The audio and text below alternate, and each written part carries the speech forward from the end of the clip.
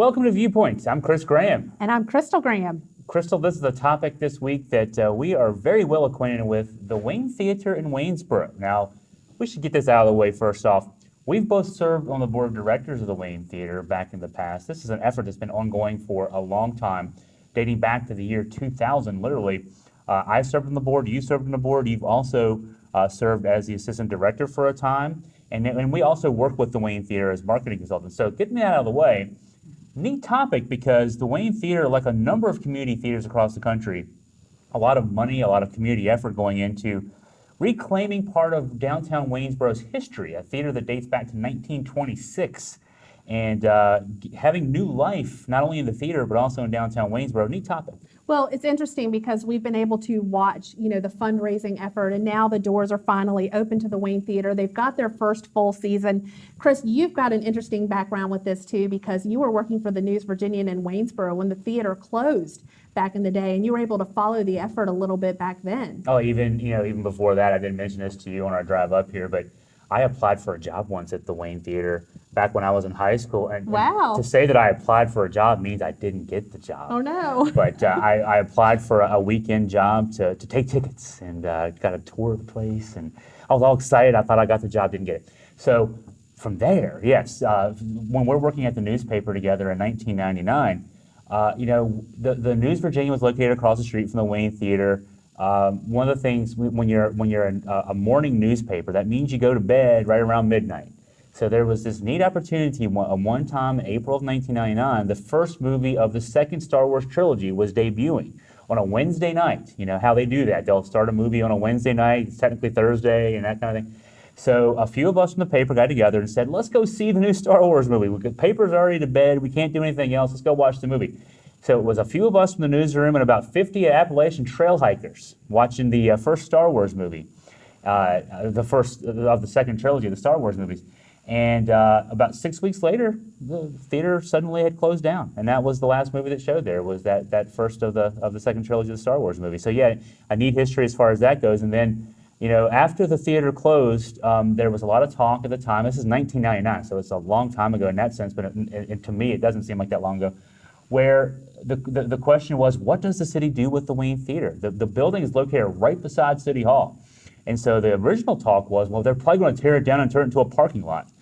So the editor and I got together and said, let's do something. Let's at least explore this topic a little bit. And one afternoon, I was heading out to do a couple of interviews related to the story, and someone in the newsroom said, Chris, what are you getting ready to do? And I said, I'm getting ready to save the Wayne. And so we called the series of stories that resulted Saving the Wayne. A few months later, the Wayne Theater Alliance, the genesis of the Wayne Theater Alliance came about, and the rest, 17 years later, sort of history. A long time coming, so to speak, Yes, and so we've kind of watched over the years too. Waynesboro, it's really become, it's interesting, when it used to be almost nothing there, and then, people always said when Walmart comes, other things come, and you hate to attribute it to that, but in a lot of ways, Waynesboro really grew up, and its downtown did too. It's not just the Wayne Theater in downtown anymore. There are thriving businesses and restaurants. We happen to live a couple of blocks from the downtown area, and we're able to, walk to restaurants and walk to the theater. And I know personally having the theater downtown has been exciting because they brought in some acts that we've really enjoyed. I mean, the Doo-Wop Project came in, and a couple weekends ago, we had Big Bill Morganfield, a major blues artist right in downtown Waynesboro. And so it's been pretty exciting to watch the theater go from being closed for so many years to having its doors open and some really interesting acts too. Yeah, we moved downtown in 2007, so that's been 9 years. It doesn't seem like that long either when you think about that. 9 years that we've lived downtown. In the first, I'd say 4 or 5 years we lived downtown, we always used to tell people, downtown closes Friday at 5 o'clock. It opens again on Monday at 9 o'clock in the morning. There was nothing going on. But now we see these, like I say, the restaurants that are there. Boy, the P. Buckley Moss Museum is downtown. The Shenandoah Valley Art Center has relocated to a nice space downtown. Of course, the Waynesboro Heritage Museum has that spot right there on the corner of Main and Wayne. And the crown jewel now is the Wayne Theater. And really the hub of all that economic activity seems to, even though the Wayne only opened this past March, it seems like, the fact that Wayne was coming online was a genesis, a real driver to all this other activity that's gone on since. All right, so I think we should introduce our guest. What do you think? I think so. Let's talk first with Tracy Straight. Tracy is the executive director of the Wayne Theater. Tracy, thanks for joining us. Thank you. And now we've talked a little bit about the history there. You've got a history too with the Wayne Theater. Talk about your background.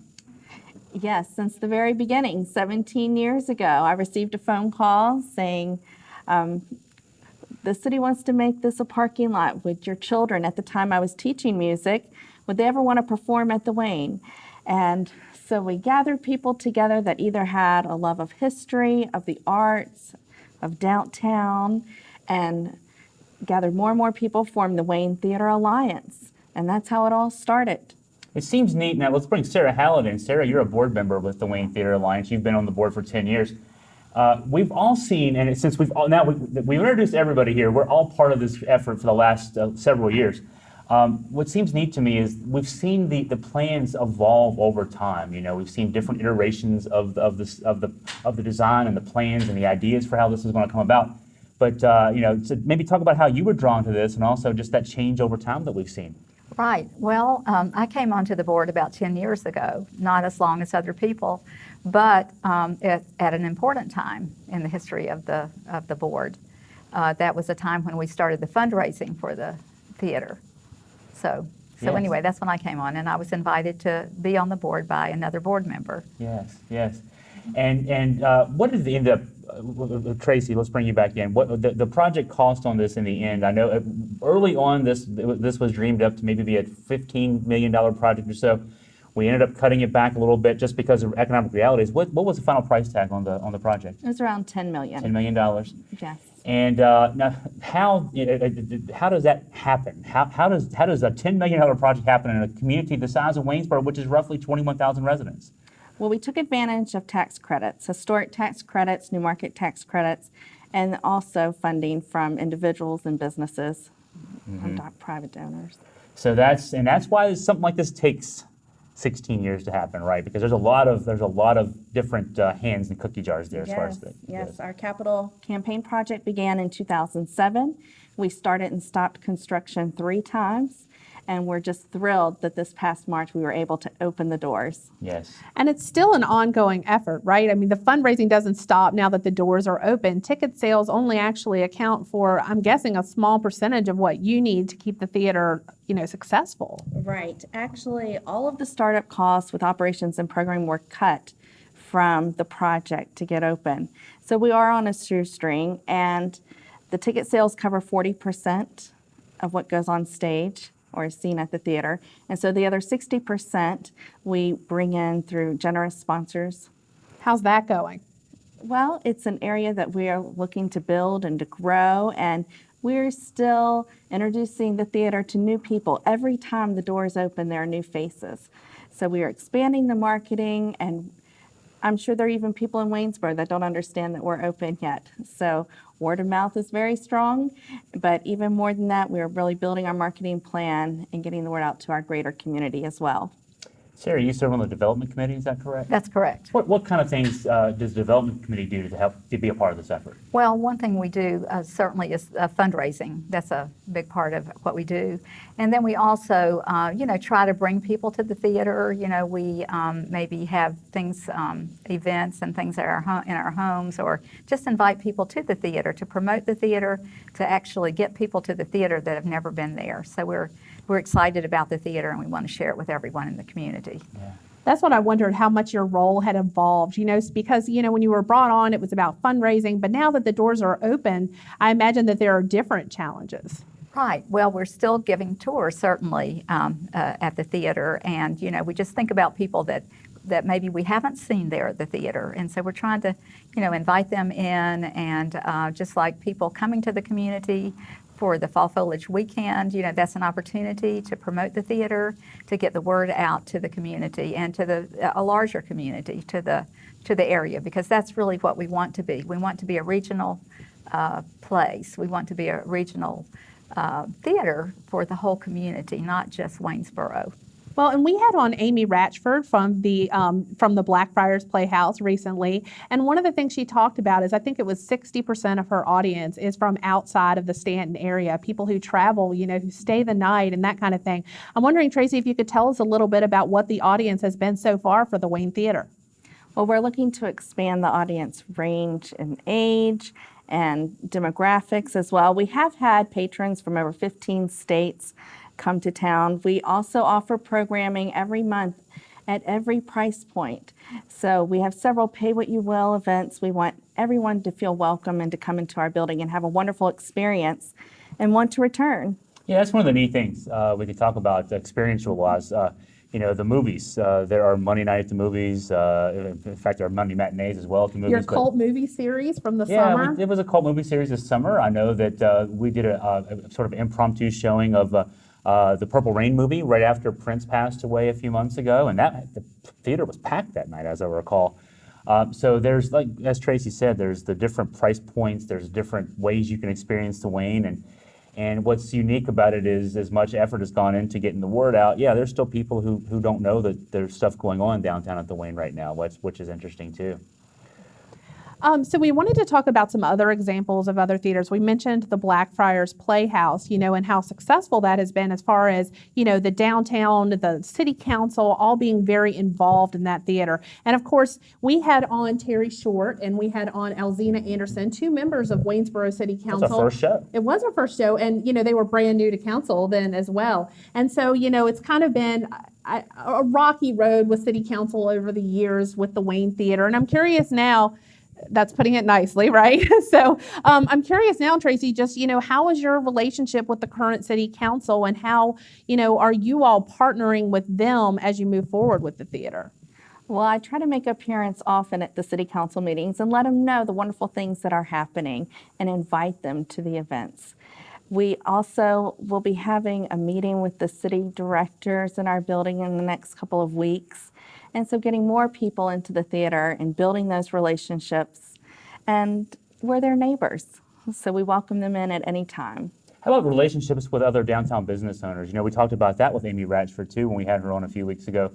The Shakespeare really seems to have spurred a lot of activity in downtown Stanton, and I know anecdotally just our experience of seeing folks walk up the street from the restaurants on their way to a show at the Wayne. But talk about what you guys have done maybe to more actively work with those other downtown business folks to really foster a relationship back and forth between the two. We really take advantage of our downtown restaurants, whether having some meetings there. Jake's does our artist hospitality for the Shenandoah Jamboree show. We also use Greenleaf for artist hospitality. I'm told that many times that they're reservation only when we program. And then Jake's also offers dessert to those that have come to the show afterwards. They can go by there and get a free dessert. She has seen such an increase in her business. She hired a general manager and told me she never thought she'd get to the point to hire a general manager. So it's nice to know, the overflow that's happened with economic development downtown. And it's not just the restaurants, it's the other businesses as well. That's right, because we had a presence downtown with the Gateway, as you recall, Yes. and for quite a period of time. So we feel like that the Wayne has been very influential in having some of these business come to the downtown area. So, and we've heard that from merchants. Like, we are so excited when you all have a show downtown. So, it's just good for them and it's good for us. And we hope that the city council will see this, that they will see what an impact the theater has on the downtown. So all the work that's gotten us here, and Crystal, we'll chat for a second about this. All the work that's gotten the Wayne Theater to where it is now, 16, 17 years of hard work to get from a building that was closing and maybe a parking lot into what it is now, a thriving downtown business that generates a lot of business for others as well. The doors open in March. Now, you kind of know where I'm going with this, I think, and we'll talk to our guests in a second about this. But the state theater in Culpeper recently went through some similar growth and actually had to pull back a bit. They opened in 2013 and actually had to close here just a few weeks ago. And so obviously it's great to get the doors open, but you got to keep them open. So now let's bring Tracy back in. What do we do? What's in the works to make sure that the successful first season? Now we're in our second season. I guess our first full 2016-2017 season. How do you make sure that we capture the momentum that we have and continue moving forward with the Wayne, so that some of those horror stories we've heard about other theaters that open and close don't happen in Waynesboro? Well, programming is definitely a key component. We have a wonderful arts education program where we're offering 24 shows where schools can take field trips to come to the Wayne. And we really try to incorporate different types of partnerships and collaborations. We've done so with Kit Pan Alley, with the Wildlife Center of Virginia, the Shenandoah National Parks. And, we just are offering contemporary circus, dance, trying to offer a wide variety of genres to see where the interest really is in Waynesboro. And as I said earlier, every time the doors open, there are new faces.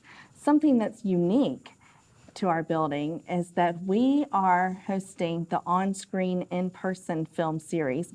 We are the only place in Virginia, and this is a series of documentary films once a month that tour with the filmmaker. And with each film, there'll be a community engagement activity. And so that's something unique just to our building. Theaters who offer a lot less programming seem to have a lot bigger staffs. I look at the Wayne and you guys are very bare bones. You rely on a lot of volunteer support and that kind of thing. I find it very ambitious, and I'm curious what you think, to take on such a high level of programming. I mean, there's something going on at the Wayne 3 or 4 nights a week, whereas some of these theaters might have 1 or 2 things a month. What made you and the board kind of go in that decision to have so much programming available? Basically, we want to make a stance that we are here and we are open and our doors are open, and we want people to come in to know more about what we have going on. And we also want patrons and everybody to give us ideas for programming. Our films this season are called our Audience Choice Film Series with our classic movies, because every film on that list was a suggestion from a patron. We also try to make it happen when people want to see a live event on stage.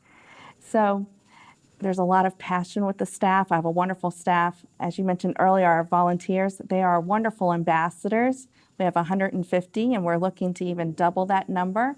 And we couldn't function without them. So we're very appreciative. Sarah, I wonder your thoughts. You talked about the Gateway and the decision by the board a few years ago to start programming even without the building being open, and the Gateway kind of gave some momentum in that direction. And also, Waynesboro's got that arts community kind of thing going now downtown. I mentioned the Shenandoah Valley Art Center's there, the Heritage Museum's there, the P. Buckley Moss Museum moved in, where the Gateway used to run its programming. How does all this play together in terms of creating that positive atmosphere in Waynesboro? Well, we've always had such a beautiful setting to Waynesboro. As you just look outside and you see the beautiful mountains and everything. And I think that just lends itself, just the art show, which has been something that's come to the community all these numbers of years, and the different arts that have been going on there. And so it is an art community, and it's growing more into that. It kind of reminds me of Asheville in a way. I see this little bumper sticker in a car that says, something about Asheville, and I think, Waynesboro is like the little Asheville here, and we do have that, because of the long-standing art groups that we have with the Waynesboro Players, the Choral Society, the Schola Cantorum, and the Waynesboro Symphony Orchestra, and the Art Center. So we just have a lot here, a lot of talent in the valley and the region. There's this Waynesboro versus Stanton rivalry, you might almost say, that people have really seen Stanton as the hub of cultural activity for many, many years. And so, Waynesboro is really putting itself on the map. And I think that the Wayne Theater, in a big part is, what people see when they come downtown and that kind of thing. So do you feel like, maybe Waynesboro is starting to get some of that vibe too? I hope so. I hope so. And we have been seeing more people from Stanton, which we're really delighted about because, there's so many ways that we interact. We shop in each other's communities. We go to dinner in each other's communities. We have the regional hospital, which has benefited the whole area so much as well. So, yes, Stanton has lovely facilities, and the Shakespeare Theater. And, we just feel like, and I think Chamber of Commerce should take that in mind, about how it's a region. It is a region. So, you think Stanton, Waynesboro, maybe Lexington, or whatever, but we should have those kinds of things going on where we just encourage someone to come to our area and visit the whole area and take it all in. Sarah mentioned the art show, the Fall Foliage Festival art show is this weekend, actually. So an opportunity, great opportunity to get to downtown Waynesboro and see what everything's going on. Also, a chance to take a tour of the Wayne. And I've taken a tour of the Wayne with Tracy. And I know the history pretty well. I'm a writer, wrote a lot about the history of the Wayne over the years. But until you've got a tour of the Wayne with Tracy Straight, you haven't really heard the history yet. So Tracy, the history of the Wayne, 1926. I mean, and the work that was done to restore the Wayne was done with history in mind. Take us through a little bit, if you could. Yes, it's just beautiful. We have preserved what we can historically, yet have all new infrastructure to operate as a true performing arts center. The florets and lamb's tongue and base of the molding and the historic part was all hand done individually. The original terracotta and off-white tile is in the lobby. We've matched the marble as close as possible to the box office, but you can still see a relief of where the original box office was. And we hope that when people, from the very first time, when we open the door for you to walk in and greet you, to being there at the door thanking you for coming, that you'll just have a wonderful experience and want to come back. And the technology and the attention to detail in terms of the sound. We've been to concerts there, a number of shows, and the acoustics are just extraordinary for a live performance. Obviously, a lot of effort and a lot of thought was put into that as well. They are wonderful. 80% of our walls are covered with acoustic panels, and just the details throughout the main auditorium are phenomenal. We've had a wide range of music and genres, from classical to the boisterous tiempo libre from Cuba, and the sounds are just phenomenal. So we're talking about a 385-seat theater right in downtown Waynesboro. We've got a few minutes left on the show, and we definitely want to highlight some of the programming that you have coming up. You specifically mentioned arts education, so I thought maybe you could tell us a little bit about that, because I know that some of those shows are sold out. Yes, this Friday we have Pete the Cat, 2 shows of that's already sold out. And we offer something from pre-K through 12th grade throughout the wide variety of shows. But there's more to our building than the main auditorium. We have the Black Box. We also have the exhibit gallery upstairs.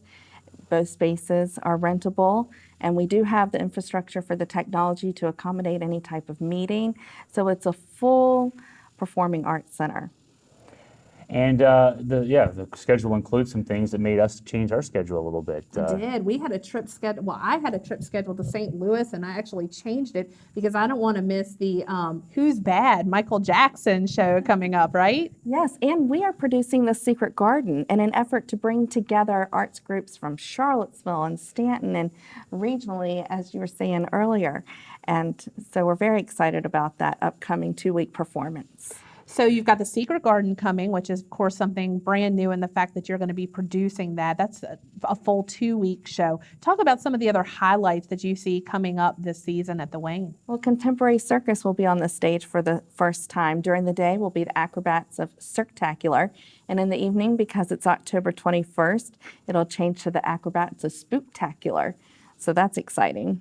We also produce Live at the Wayne that features local and regional talent, and that will be this Friday night as well, and the first Friday in November. The first Saturday of each month, we have the Shenandoah Jamboree, which is a classic country bluegrass gospel type of show, and each month has a featured artist. Next month will be Arlene Mandrell. If you remember her from Barbara Mandrell and the Mandrell Sisters. Yeah, That's that right. Yeah. She does a wonderful veteran salute, so she'll be there in That's quite a coup getting the November. Shenandoah Jamboree to come, too. They had an established show up in the Shenandoah County area, I think, Yes. right? And to get them to come to Waynesboro was just huge. That's very exciting. We also have a tribute to Benny Goodman, When Swing Was King. So much programming. Wilson Fairchild. We'll have a whole weekend of country with Scott Miller on October 14th and Wilson Fairchild, which are the Sons of the Statler Brothers, on October 15th. They'll also be back in December for a Christmas show. Well, I imagine it's challenging. You know, I mentioned that you're a 385-seat theater, which for a lot of theaters is a little on the small side, but yet you're trying to bring in big acts that sell out. So what is the challenge of it? I mean, I know you're executive director, but I know you also are programming right now. Is it a big challenge to try to find the right fit for your size theater? It is. It is. But, you know, the community response and by people giving their input, that really helps drive the programming decisions. So this is a story of success. This is a story of a community that has looked at a building that, again, dates to 1926, so we're talking about 90 years old now, that either could have been turned into a parking lot, and we've seen a lot of our history in this country turned into parking lots or some other use that wasn't its original purpose use. We've seen it go from that to something that can drive other economic activity in a community. Certainly for locals like us, we go to the shows, we have fun, we see a lot of faces that are familiar, but then also can be used to bring in people from outside the area, whether that be regionally or even outside of the state, and have impact on the restaurants and the bed and breakfast and the hotels in town and the shopping venues in town. And so this is a real success story, and it's something that's still very early in the history, even though we're almost 20 years in terms of the effort. But it's neat to see something like this happen in our backyard, and these kind of stories do exist. It is. We're under 30 seconds now, but I thought maybe you could just tell people how they find out more about the Wayne Theater. We have a website, www.waynetheater.org, where it lists all of our programming. We hope that you'll visit that. Our box office is also open Tuesday through Friday from 10 to 2. I think that wraps us up here for Viewpoints. I'm Chris Graham. And I'm Crystal Graham. Thanks for joining us.